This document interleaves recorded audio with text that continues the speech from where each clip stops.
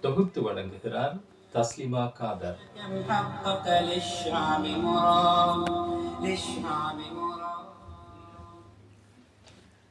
அஸ்ஸலாமு அலைக்கும் வரஹ்மத்துல்லாஹி வபரகாத்துஹு.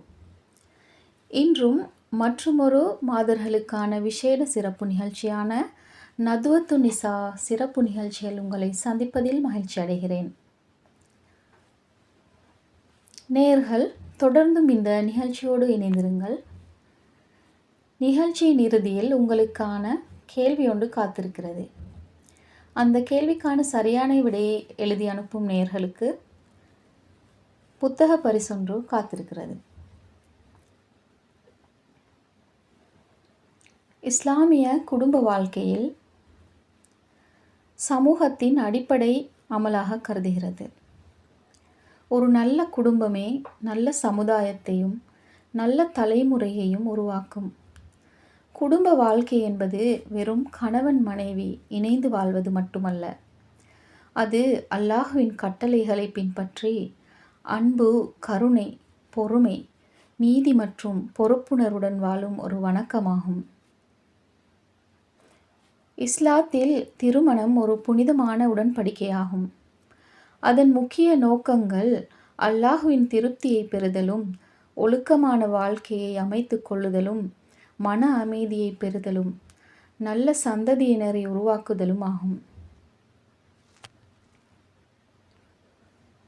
கணவன் மனைவியின் உரிமைகளும் கடமைகளுமாக கணவனும் மனைவியும் ஒருவருக்கொருவர் அன்பு, மரியாதை மற்றும் கருணையுடனும் நடந்து கொள்ள வேண்டும். கணவனின் கடமைகளை மனைவிக்கு சரியான முறையில் நிறைவேற்ற வேண்டும்.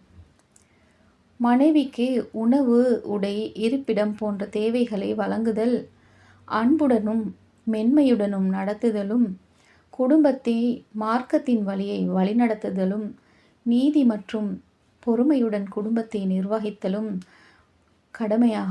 கணவனின் கடமையாக கருதப்படுகிறது.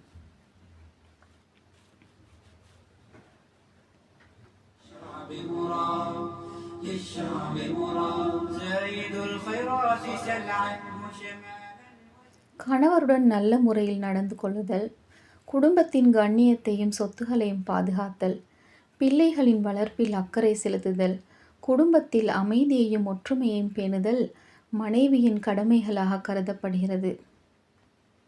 நல்ல இஸ்லாமிய கல்வியை குழந்தைகளுக்கு வழங்க வேண்டும். தொழுகை, நல்லொழுக்கம், உண்மை, நேர்மை ஆகியவற்றை பழக்கப்படுத்தி கொள்ள வேண்டும். அன்புடனும் பொறுமையுடனும் குழந்தைகளை வளர்க்க வேண்டும். உலகக் கல்வியை மாத்திரம் விரட்டி செல்லாமல் குழந்தைகளுக்கு மார்க்க கல்வியையும் சமமாக வழங்குதல் வேண்டும். இஸ்லாத்தில் பெற்றோருக்கு உயர்ந்த இடம் வழங்கப்பட்டுள்ளது. அவர்களை மதித்து நடக்க வேண்டும். முதுமையில் அவர்களை பராமரிக்க வேண்டும். அல்லாஹுக்காக துஆ செய்ய வேண்டும். அவர்களை புண்படுத்தும் வார்த்தைகளை கூறாமல் நல்ல முறையில் அவர்களுடன் பணிவுடன் நடந்து கொள்ள வேண்டும். உறவினர்களுடன் தொடர்பை பேணிக் கொள்வதும் இஸ்லாத்தின் மிகவும் முக்கியமான ஒரு குடும்ப வாழ்க்கையின் ஒரு அங்கமாகும். உறவினர்களை தினமும் சந்திக்க செல்லுதல், தேவையான உதவிகளை செய்தல், பகைமையை தவிர்த்து குடும்ப ஒற்றுமையை வளர்த்தல், அன்பு, கருணை, பொறுமை, மன்னிப்பு, நம்பிக்கை, நேர்மை, ஆலோசனை போன்ற உணர்வுகளுடன் குடும்பத்தில் உறவினர்களையும் பேணி நடந்து கொள்ள வேண்டும். குடும்ப வாழ்க்கையின் வாழும்போது பெண்களான நீங்கள் பொய் பேசுதல், அநீதி செய்தல், கோபத்தில் தவறான முடிவுகளை எடுத்தல், வீண் செலவு செய்தல், புறம் பேசுதல், மற்றவர்களுக்கு அவதூறு கூடுதல், குடும்ப வன்முறையில் ஈடுபடுதல் போன்றவற்றை தவிர்த்து நடப்பது இஸ்லாமிய குடும்ப வாழ்க்கையில் மிகவும் ஒரு முக்கியமான அங்கமாக கருதப்படுகிறது.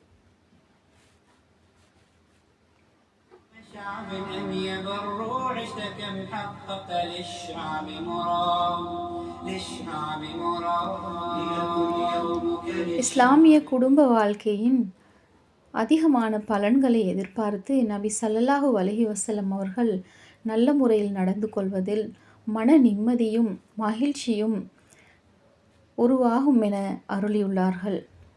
நல்ல பிள்ளைகளை உருவாக்குதல், குடும்ப ஒற்றுமையை வளர்த்தல், சமூகத்தில் அமைதியையும் நல்லிணக்கத்தையும் நிலை பெறச் செய்தல், அல்லாஹ்வின் அருளுக்கும் பரக்கத்தும் கிடைப்பதற்கான ஆலோசனை வழிகாட்டல்களை வழங்குதல் போன்ற காரியங்களில் குடும்ப வாழ்க்கையை சிறப்புடன் செய்வதற்கு எங்களால் முயற்சிக்க முடியும்.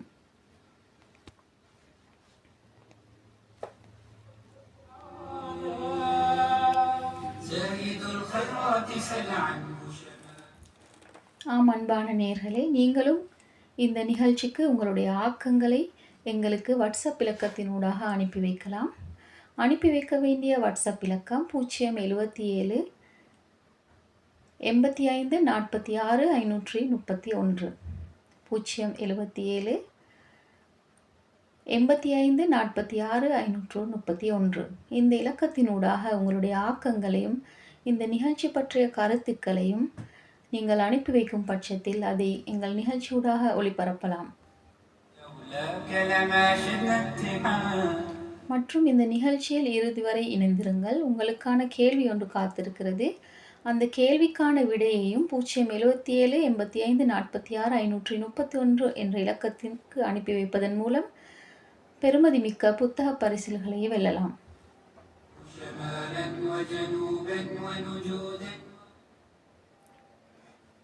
ஒரு முஸ்லிம் பெண்ணுக்கு சிக்கனம் என்பது மிக முக்கியமாக தேவையான ஒரு விடயமாகும். இஸ்லாமிய மனித வாழ்க்கையின் அனைத்து அம்சங்களுக்கும் வழிகாட்டும் முழுமையான மார்க்கமாகும். உணவு, உடை, செலவு, சேமிப்பு, குடும்ப நிர்வாகம் என அனைத்திலும் சமநிலையை கடைபிடிப்பது இஸ்லாம் கற்பிக்கிறது. அந்த வகையில் சிக்கனம் என்பது ஒரு நல்ல பழக்கம் மட்டுமல்ல, அது இஸ்லாம் ஊக்குவிக்கும் உயர்ந்த ஒழுக்க பண்பாகும். குறிப்பாக ஒரு முஸ்லிம் பெண் குடும்பத்தின் பொருளாதாரத்தை பாதுகாப்பதில் முக்கிய பொறுப்பு வகிப்பதால் சிக்கனம் அவரது வாழ்க்கையில் மிகுந்த முக்கியத்துவம் பெறுகிறது. சிக்கனம் என்றால் என்ன? சிக்கனம் என்பது தேவையற்ற செலவுகளை தவிர்த்து தேவையானவற்றுக்கு மட்டுமே அளவோடு செலவு செய்வதாகும். இது கஞ்சத்தனம் அல்ல. தேவையான இடத்தில் செலவு செய்வதும் தேவையற்ற ஆடம்பரத்தையும் வீண்விரத்தையும் தவிர்ப்பதுமே உண்மையான சிக்கனமாகும்.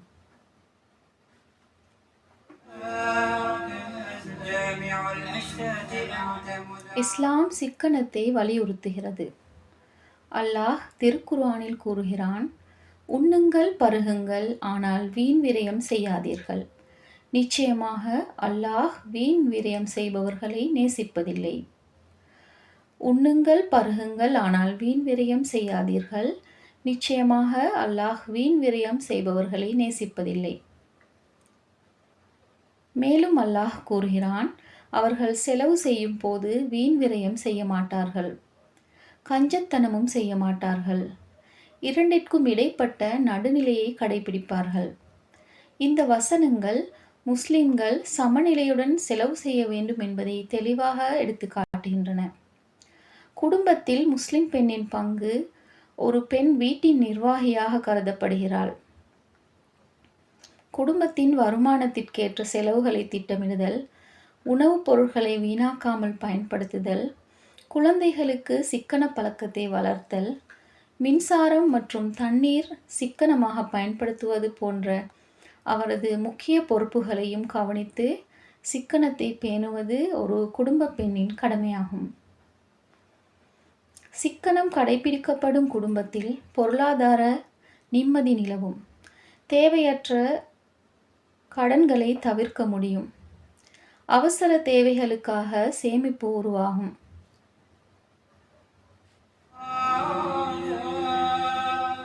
குழந்தைகளின் கல்வி, மருத்துவ தேவைகள் மற்றும் எதிர்கால திட்டங்களை எளிதாக நிறைவேற்ற முடியும். மேலும் ஏழை எளியவர்களுக்கு உதவுவதற்கும் சதகா மற்றும் பிற செயல்களில் ஈடுபடுவதற்கும் வாய்ப்பு கிடைக்கும்.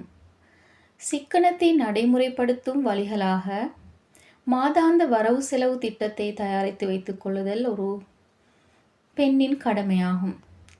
தேவையான பொருட்களின் பட்டியலுடன் கடைக்கு செல்வதும், உணவு, தண்ணீர், மின்சாரம் ஆகியவற்றை வீணாக்காமல் பயன்படுத்துவதும், ஆரம்ப பொருட்களை வாங்கும் பழக்கத்தை குறைப்பதும் குழந்தைகளுக்கு சேமிப்பின் முக்கியத்துவத்தை கற்பிப்பதும் ஒரு குடும்ப பெண்ணின் கடமையாகும்.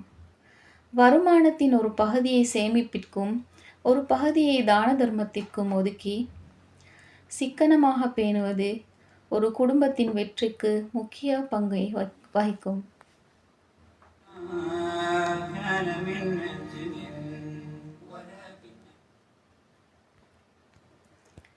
நேர்களும் உங்களுடைய ஆக்கங்களை 077 85 46 531 என்ற வாட்ஸ்அப் இலக்கத்திற்கு அனுப்பி வைப்பதன் மூலம் இந்த நிகழ்ச்சியில் உங்களுடைய நிகழ்ச்சிகளும் ஒளிபரப்பலாம்.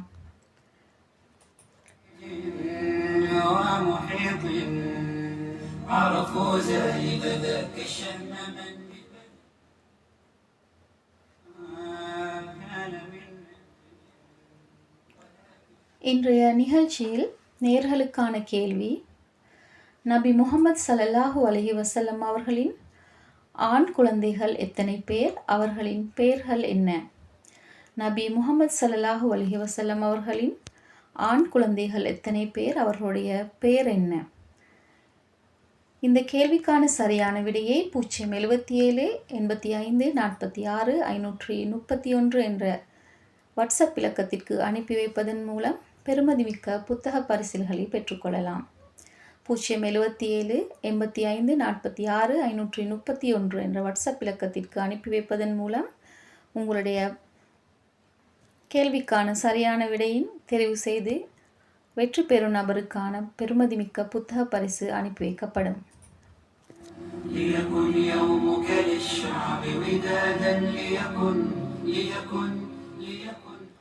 ஆம் நேர்களே, இதுவரை மாதர்களுக்கான சிறப்பு நிகழ்ச்சி நதுவத்துன் நிசா நிகழ்ச்சியுடன் இணைந்திருந்தீர்கள். மீண்டும் அடுத்த வாரமும் உங்களை சந்திக்கும் வரை உங்களிடமிருந்து விடைபெறுகிறேன். தஸ்லிமா காதர். அஸ்ஸலாமு அலைக்கும் வரஹ்மத்துல்லாஹி வபரகாத்துஹு.